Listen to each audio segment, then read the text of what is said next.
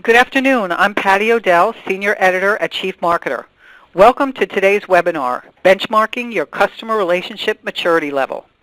Thanks for joining us today, and thank you to PossibleNow for sponsoring this webinar on a topic that is very important for managing customer relationships. Before we begin, I'd like to go through some helpful suggestions on how to enjoy and get the most out of this presentation. If at any time during the presentation you experience technical difficulties, please click on the Help button in the upper right side of your player. You'll be given a list of helpful information and any additional guidance you may need. And I'd also like to encourage everyone to ask questions. As a question occurs to you, it can be submitted any time during the presentation by typing it in the Ask a Question text field and clicking Submit. Questions will be answered live as time permits during the Q&A session following the presentation. And now I'd like to introduce our speaker for today, Eric Holtzclaw, Chief Strategist at PossibleNow. Eric has spent 20-plus years creating opportunities through the practical application of emerging technologies and trends for businesses, and describes himself as a researcher, writer, serial entrepreneur, and challenger of conventional wisdom. Eric has direct responsibility for PossibleNow's professional services organization, which provides strategy, planning, and ongoing consulting to companies on the implementation of enterprise-wide preference management solutions. Eric has recently authored a new book entitled Laddering, Unlocking the Potential of Consumer Behavior. And with that, Eric, the floor is yours. Thank you very much. So first I wanted to walk everyone through the agenda for this afternoon and kind of talk to you about what we're going to do. We're going to talk about the changing expectations of customers as it relates to relationships with brands and their companies and the companies that they work with. Then we're going to talk about the available landscape of technologies for managing your customer relationships and how that landscape can be better informed with input and feedback from your customer. And finally, we're going to define the different maturity levels that companies are often at when they communicate with their customers to give you some practical ways to improve your overall relationship with your customers. As we move through, feel free to ask questions. They'll come up through the moderator panel, and then I can address them if there's something that needs to be clarified. But there will be a specific Q&A time at the end of the webinar to take questions. So as a level set, customers continue to become more and more sophisticated in both their understanding and use of technology. They're also having experiences with brands and companies that set their expectations for how all brands should be interacting with them. One thing that we know is that there's been much focus in sales and marketing around the acquisition of new customers, but it's the returning and existing customers that are the source of most sales for a company or brand. The probability of selling to an existing customer is 60 to 70%, but the probability of selling to a new prospect is only 5 to 20%. But it's just much more than being an existing customer. Studies show that the higher a company's customers' experience scores and focus on relationship, the more likely they are to build on loyalty. A study by the North American Technographics shows a very high correlation between customer experience scores and the likelihood that a customer will be a return customer and spend time with that brand and company over life. The other thing is that companies that experience and spend time on their customer experience, they outstrip their competitors both in the S&P and other customer experience laggards. So focusing on customer experience is a way to improve the overall stock price and value of your company. During the 2008 economic downturn, companies that focused on customer experience, Whole Foods, Starbucks, Trader Joe's, and Zappos, for example, continued to grow and prosper, while other companies who didn't focus as much on customer experience have suffered from the lack of sales and requirement to close stores and let go of their employees. And what's interesting is a new study that just came out in the past couple of months from Edelman. There's a growing expectation and desire from consumers to hear from brands that they choose to buy from and work with. Edelman's recently released the Brand Share Report, and it's the largest ever consumer marketing study and an exploration of the evolving relationship between people and brands. The study evaluated 212 brands, 11,000 interviews across 8 countries. And this brand share report found that an overwhelming majority, 90% of people across 8 countries, want marketers to more effectively share their brand stories. Yet on average, only 10% of people think any given brand does it well. And as you deep dive into this study, we start to see where brands are missing the mark. The first mandate is for brands to change their marketing ethos and involve consumers in every part of the brand development process rather than just at the end. This insight comes from the finding that a shared product has one of the greatest effects on purchase decisions, with 91% of respondents saying they want a hand in the design and development of the process. The second mandate is that brands should create a singular narrative that engages people in the full brand story. The study found that shared values are the most in-demand form of sharing. More than 9 in 10, or 92% of respondents, want to do business with brands that share their beliefs. Although companies communicate their values and history to a broad range of stakeholders well, respondents said that this is not often the case when they are involving the customer. The first 2 points are all about the messaging being delivered and are completely in control of a given company's relationship with their customers. But as you deep dive into the next 2 points that came up in this study and look into this report deeper, we see that customers expect brands to establish a 2-way dialogue. They want brands to ask them about their needs and listen and respond thoughtfully. This requires a completely new approach to how companies communicate with their customers, and is a mandate to integrate sharing across all channels and redesign communities to actively listen and respond to consumers' questions, ideas, and needs. In other words, customers don't want to receive a mass message. They want to receive a message that is catered to what they individually care about from that brand or company. And as we move forward, we're also finding that the customer relationship must be compliant. And where companies fail to listen to customers about their wishes for a mutually beneficial relationship, the government is stepping in to protect that customer.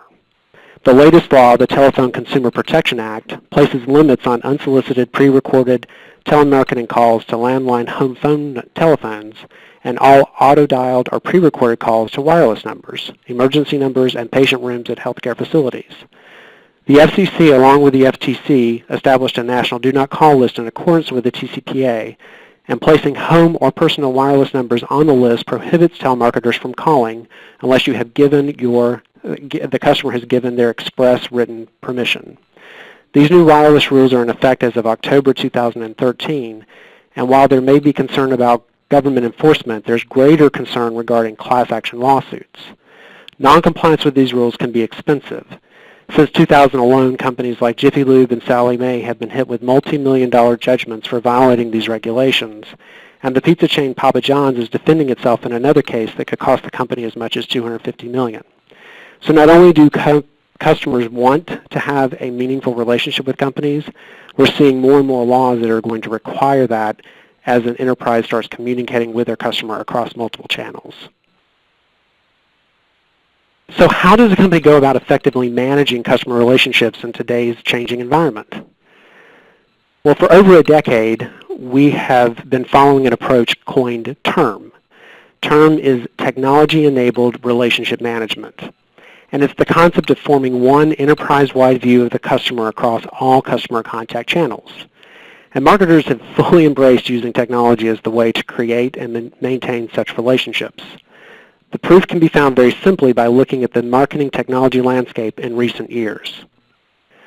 Scott Brinker from Chief Marketing Technologist blog has released an astonishing graphic that shows how quickly the marketing technology landscape has changed in recent years. Looking at August of 2011, there were about 100 companies in this space.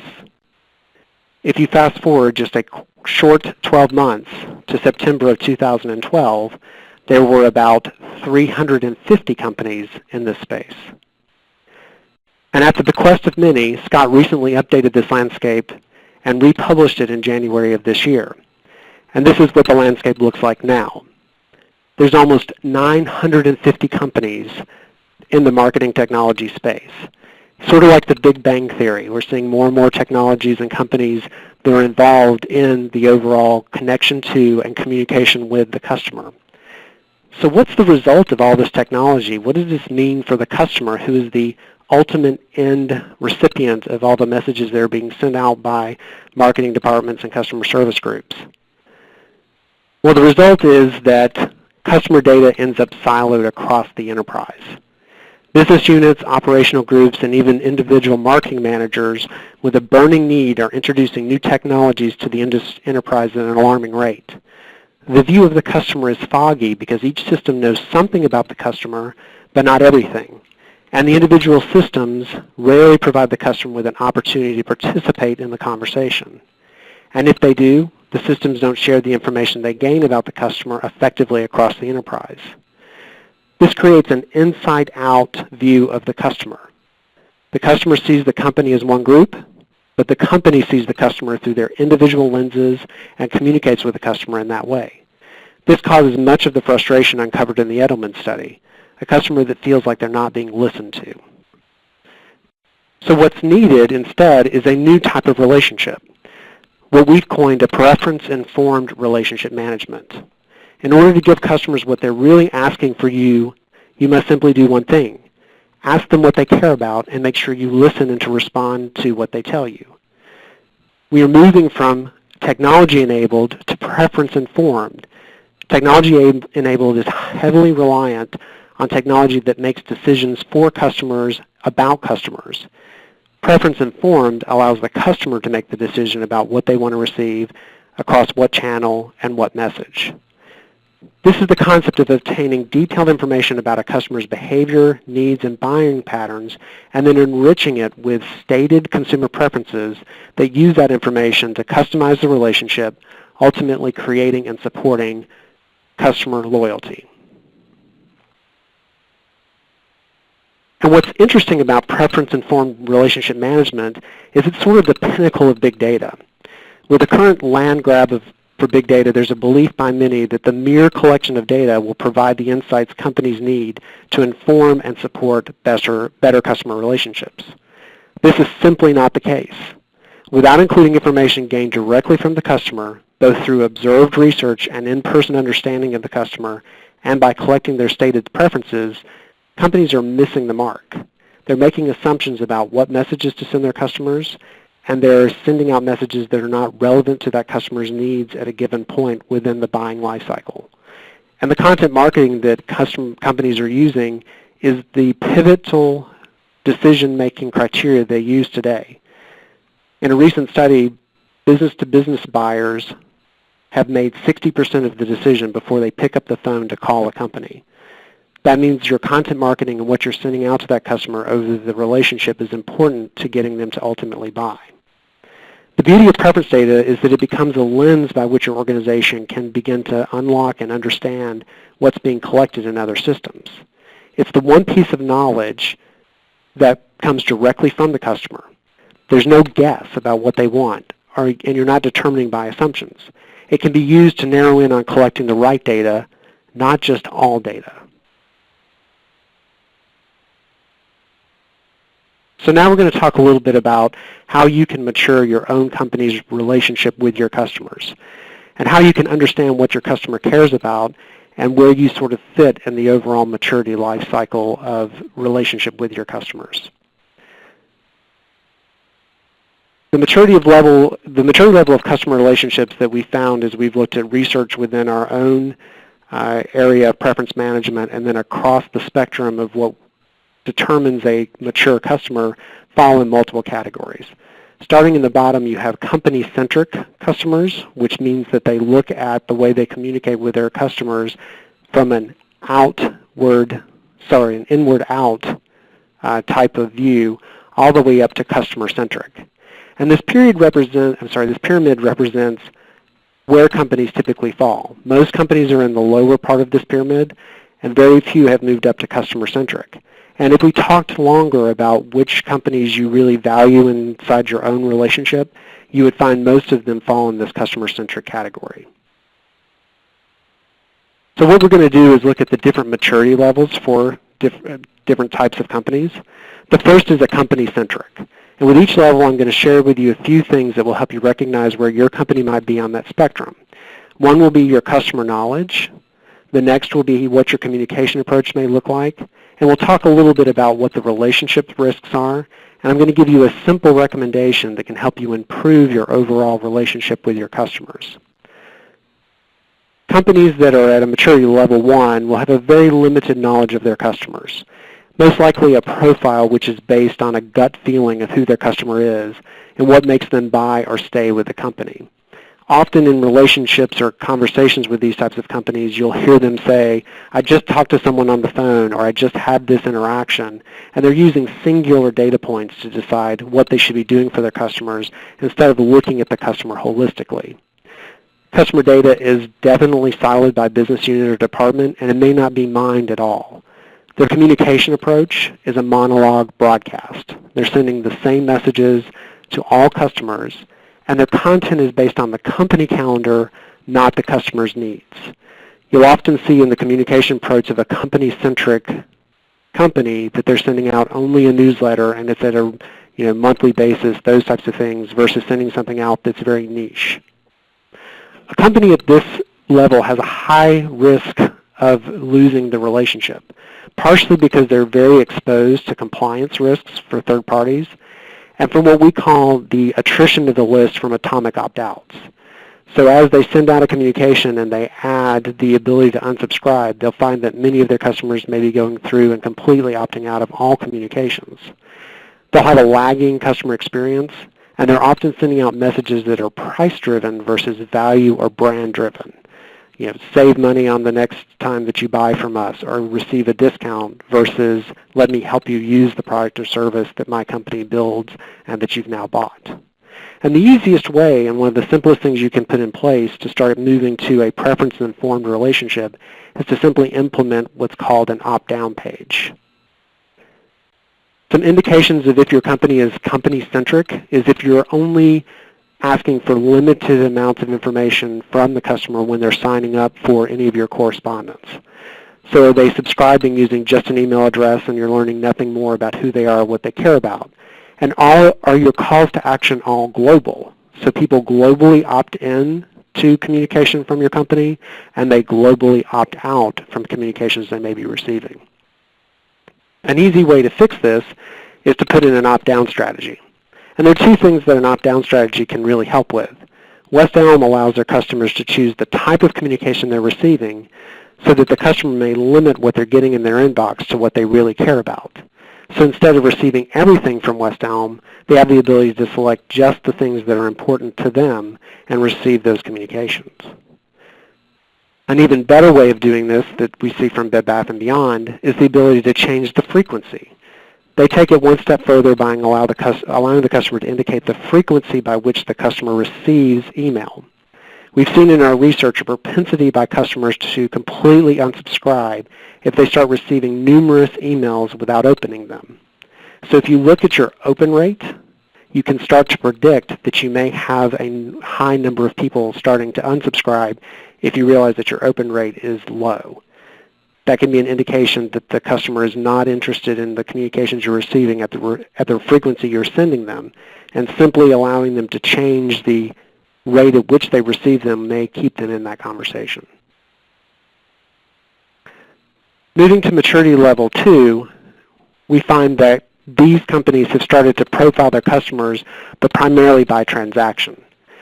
They're using some voice of customer data from surveys, so they may have sent out a survey to learn more about who their customer is and what their customer cares about, or from purchasing and reviewing third-party research. The data will still exist in silos by system, so each of the business units or organizations is using their own customer data, and there's not a lot of sharing across the organization. At this level, the communication approach is typically broken down by business unit or function.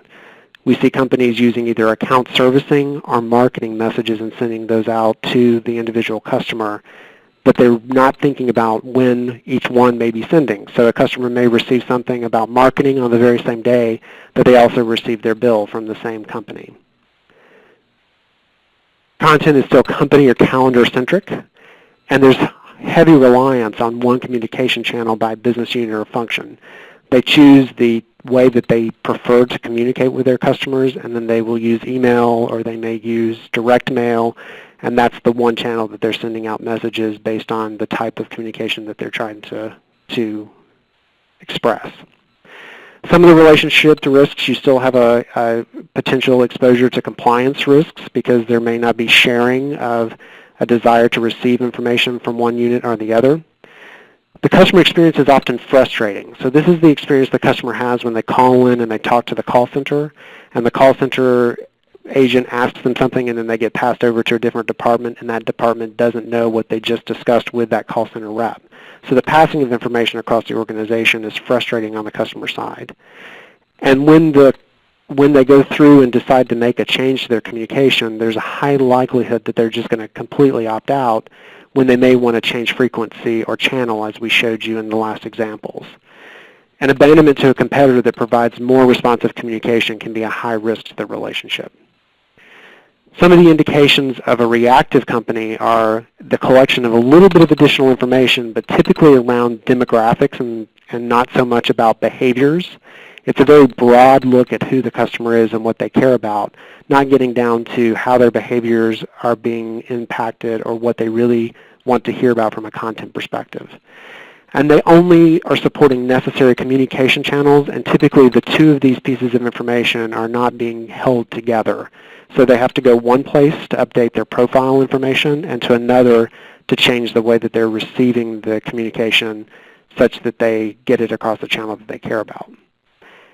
In this case, it's very easy to fix this by creating a simple preference center. And the simple preference center brings together not only the profile elements that are necessary to receive the communication, but also the communications themselves.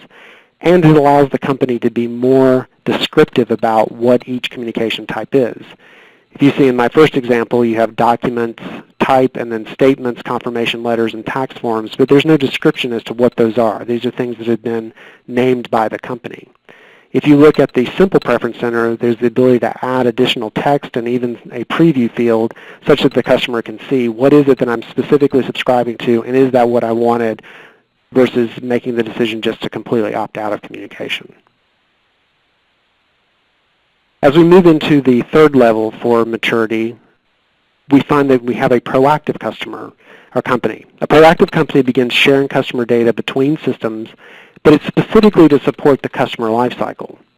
You'll find that each group or business unit may have its own primary voice of customer research, but the idea and the ability to share these learnings across the organization is limited. They believe that that voice of customer data is only important to their specific business unit. So if it has to do with sales, then the voice of customer data is about sales, and there's no way that would be useful to the customer support group, which is simply untrue. The voice of customer data may only live with a few individuals in their area of expertise, and they're often focusing on what. So what is the customer not doing, not why are they doing it, and how can we help them in succeeding in making their goal. The communication approach is primarily to manage the customer life cycle to realize efficiencies. So I want to make sure that when a customer signs up that I move them quickly over to customer support or to warranty information without having to do any kind of manual input. So the focus is on moving that customer data across the enterprise, not for the benefit of the customer as much as it is for the efficiency of the organization. And there'll be minimal cross-promotion of content. So the expectation is that the customer comes in, they follow a life cycle, and they go towards the end. And it doesn't really support that the customer may drop in and out of a buying cycle or a decision cycle and make decisions that are not linear and based on what the customer's expectation of that funnel is. Some of the relationship risks are that the customer may be unaware of what company content or offers are available, and they may have a desire to use new channels to receive information that that company is not ready to support. And there's a problem because we're looking at what the customer is not doing and not why, so the company may not be doing a good job of predicting and reacting to future customer behavior. A recommendation in this example is to move to what we call a robust preference center, which supports multiple business units and helps to cross-promote all of the company's content. An indication of a proactive customer would be one that has all of the customer information domiciled into one location. So typically like a customer account center where you can receive not only help and support, but also check other things that have to do with the company. But there's typically a disconnect between this type of information that's available to the company, or to the customer, and their ability to manage and change the way that they're receiving communications. Those are two totally different things. One is servicing that account and making sure that you're receiving what you have to. The other is understanding what that customer desires and wants to hear about from the company. So by putting in a robust preference center, you have the ability to add multiple business lines. In this example, Intuit has 4 different business lines that the customer can choose from, and they can decide what communications they want to receive from each one of those business lines. If they are done with tax season, as many of us are, they may not care about receiving any more tax communications, but they may be a QuickBooks customer and they want to always hear about product updates or changes to the way that the QuickBooks system is working. This allows each one of the business units to have their own type of communication, and it's an easy way for you to cross-promote either in the right-hand gutter or across by looking at the different channels, the types of information I can receive from the company overall. This allows your work to be visible across the organization, and it also allows you to govern what the customer is receiving and when. So by taking on something like this and starting to look at when are we communicating with our customers, over what channels and why, the company has a larger conversation about making sure that they're not inundating their customers with too many communications, which is often the reason that a customer goes in and decides to completely opt out of all communications from a given company. As we move to maturity level 4, we start to look at companies that are strategic. And a company that looks at their customers more strategically understands that the customer experience doesn't exist in silos across the organization, so they want to understand that customer's journey. And that customer journey may begin off of that company's website and begin with a referral from a friend, a social media tweet, somewhere else, and end with them making their own referral to others to purchase from that company. The customers are broken down by discrete segments, and there's a common language among business stakeholders about what the customers want and the way to make that work across the company. The downfall in these companies is they often cling to the fact that they're selling a product or a service. There's yet to be an understanding of the higher order reason the customer buys from that organization. Rarely does a customer buy from a company because of the product they sell or the service they provide. There's something else and some other reason that makes them decide to make that purchase, and it's in the experience and the way that that customer is serviced by the company. This strategic approach to interacting with the customer enforces an expectation on the customer's view that the company will be the first to adopt any new technologies such as SMS or social media. So because these companies are more strategic, there's a higher expectation that they're going to service a customer across a new channel more quickly. And you'll see this often when a customer is expressing great disappointment with a strategic brand, when they're not providing the kind of support that they expect across a new channel like social media or SMS, for example. So a company in this situation, they have the unique and enviable ability to collect additional information from their customers in ways that fine-tune and hone the customer conversation. Collection of preference information can be spread to non-traditional channels.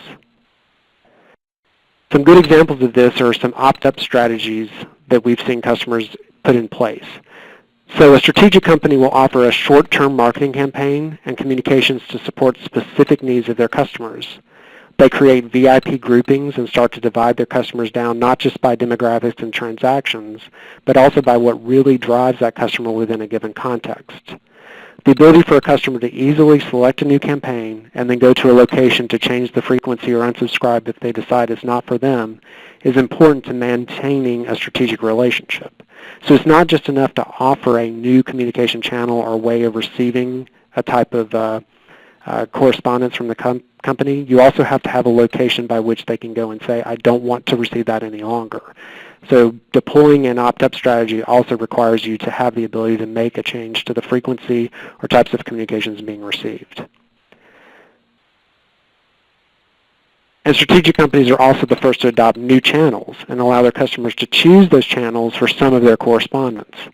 They've embraced the mobile shopping experience by building preferences into their apps and allowing that customer to use that app as a way to support their shopping experience instead of just ignoring the mobile channel. And they also will use these as a way to move notifications and messages across to the SMS channel where it makes sense. And finally, maturity level 5 is your customer-centric organization. The customer-centric organization understands that what they provide to their customer is well beyond the product or service that they sell. The customer views them as more than just a company or brand, and customer data is shared easily across the organization. In fact, a company in this area or category doesn't view customer data as customer data.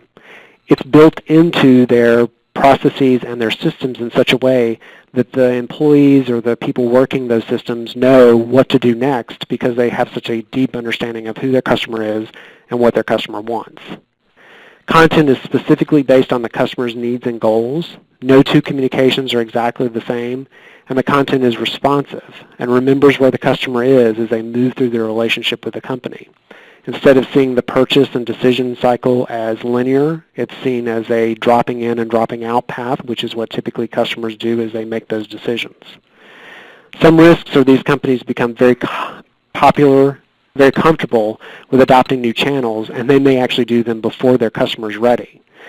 So being able to do a trial run and see how willing your customers are to adopt a new channel and before you roll that channel out is a good way to assure that you're not ahead of your customers in providing a service that they would prefer to receive across another channel.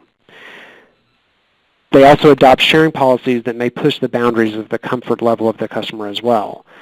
Sharing information on behalf of the customer so that the customer feels like they're being serviced better may seem creepy to the customer. So collecting their preference and understanding if you can share that information and also having the appropriate compliance language for that sharing is important so that you don't overstep your boundaries. The recommendation in the situation with this type of customer is to do what's called a progressive profiling. And a very easy way to implement progressive profiling is through the concept of surveys. Surveys are often used by companies only for their own benefit. Many survey strategies are built only for the benefit of the company, and a customer-centric organization will collect and store those survey results to both understand trends by customer and to use that information to better inform future correspondence and communications with their customer. Taking advantage of every touch point with a customer is what makes a company truly customer-centric. In order to fulfill on the promise of customer centricity, all enterprise systems must share information about what the customer wants to hear so they send the right message to the right person at the right time. The problem with the existing marketing landscape is that unless you build your own or use a solution like My Preferences, there's no incentive or business need for the individual marketing technologies that we discussed earlier to connect with one another and share information. A third-party or internally commissioned system must fulfill this role. And companies that use these centralized systems are the ones that you always hear about that do the best job of understanding who the customer is and engaging with them in a meaningful way. Zappos is an excellent example of a company that understands customer centricity. Their job is to deliver happiness. They don't sell shoes or clothes, they deliver happiness. And by providing that simple mandate both to their employees and incorporating it in how their systems work, and interact and track their customer data and preferences, they continually deliver on that brand promise. Another company that does this well is Ritz-Carlton. They know that their employees have the most important and impactful relationship with the customer, and they use a system that tells their employees what that customer's preferences are before they show up at the property, and they empower their employees with information such that they can have the authority to make decisions that will keep that customer happy and keep them coming back. So in order to successfully improve upon your customer relationship and improve your company's relationships to make it customer-centric, a centralized system is needed to capture and utilize customer intelligence and preferences. A system like My Preferences is needed to capture all customer touch points and then redistribute that information to all business units while keeping your company compliant. My Preferences is built to serve as a central place to store customer information and allow the entire enterprise to act upon that data. With My Preferences, you empower your organization to mature the relationship you have with your customers. And with that, I'm going to see if we have any questions. Okay, thank you, Eric. That was great. Now, a few of you have already submitted questions, so we will jump right into the Q&A. And while we answer your questions, we'd like to remind you to please answer the feedback form that will appear on your screen. Okay, Eric, the first question. My marketing department is already working on collecting communication preferences, but it sounds like I need to involve some other groups. How do other companies do this successfully, and who typically leads the effort? So that's an interesting kind of way to look at it, and often the way that companies come to us to begin with. It'll be one group that thinks they need to collect preferences, either marketing or compliance, and it's something that has to be looked at holistically across the enterprise. So creating a task force in which you have parties from the different groups that care about communicating with and sending out things to the customer and interacting with that customer is one of the best ways to do this. What I love about preference management and preference collection is it's the first tangible thing you can do in the customer experience and customer relationship space that the entire enterprise can kind of rally behind. When we talk about do you want to have good customer relationship or good customer experience, the answer is always yes, of course. I mean, it's just like the term, do we all want to be happy? But how do you define something that's concrete around it? By going after a preference solution and understanding what your customer cares about, you've not only involved your enterprise, you've also involved the customer, because the customer has the ability to make changes to what kind of communications they want to receive and across what channels. Okay, another question. We use responses to send out our email campaigns. Doesn't their system manage our preferences? So that's a common misperception that having a preference management solution just within one channel is enough. And we're partnered with Responses and provide a private label version of the My Preferences solution within that. So that does give you an advantage in being able to connect to other systems. But that's what you have to look at. Where do all these preferences have to go? So if it's just within Responses, if that's the only system you're using to communicate with customers, then you're fine. But if you're using multiple systems, which we haven't run into a company yet that doesn't have dozens of systems that they're using to not only manage the customer relationship but also send out communications, then you are going to have some type of solution that's either run by the company or is outsourced to a SaaS solution like My Preferences. You can stand up a preference collection endpoint just for that one solution. So within the Responses solution, you can collect just those, or within LQI or within Salesforce. But you need to be able to move that information across the organization. So making sure that all of the touch points have the information and that it's being updated either in batch or real time is important. Okay, and we have another question. How do we give our call center representatives the ability to collect preferences? So I did talk often in this scenario around customers and allowing customers to, inform that relationship and going through and showing some touch points. These same kinds of tools can be incorporated into the CRM solution that's being used by the call center. So it can be done as an iframe, or you can build it such that you connect the APIs on the back end. It gives the call center rep the ability to both offer a new communication to the customer when they're on the phone. So we'll see that often where they want to improve the relationship. So they'll have the call center rep say, hey, we have this newsletter that we send out or this communication around the very topic that you're discussing. Can I sign you up? And we can build that into the CRM system in such a way that they can act upon the behalf of the customer. So it's an easy integration, just like it would be giving a touch point to the customer themselves. Okay. We are considering building our own preference solution. What are some of the pitfalls we should be looking out for? So that's often where companies will come to us. They've decided that they want to manage preferences across the organization, and they see it as an IT build. So it's something that their IT group's going to do, and it's a lot more complicated than it sounds. So you're moving data across the entire enterprise. You have to make all these connections. You have to store it. And the big thing that those systems typically don't do is a good job of managing the compliance language. So, keeping up with what compliance language was agreed to and what date, so that if you need to go back and find that, you can. That's often put in as a static element instead of a dynamic element. So being able to store it dynamically, as our system does, will help support you in those compliance conversations. And we find that the bids for internal IT builds are somewhere between $3 to $5 million to put this kind of solution in place. So it's not it sounds like an easy problem, like it sounds like, oh, we just got to move preference data across. It's very complex. You have to understand all the different communication channels, all the different communication types you're sending across to make it work effectively. And when we first start working with companies, they'll tell us, oh yeah, we're only using 2 or 3 things to send out communications, and we find that they're using a couple dozen, and they've got all different kind of communication types. Only way to manage that from a governance perspective is to centralize it, and they end up being really big projects. If you work with a company like ours, with PossibleNow, you can have a solution up and running, within a quarter, so that you're starting to make some headway, and it becomes a test case so that you can prove that it works, and you can start to show that you're impacting the complete opt-out and move it across the organization to other business units. Okay, I think we have time for one more question, Eric. Are we legally required to collect preferences? The answer is it depends.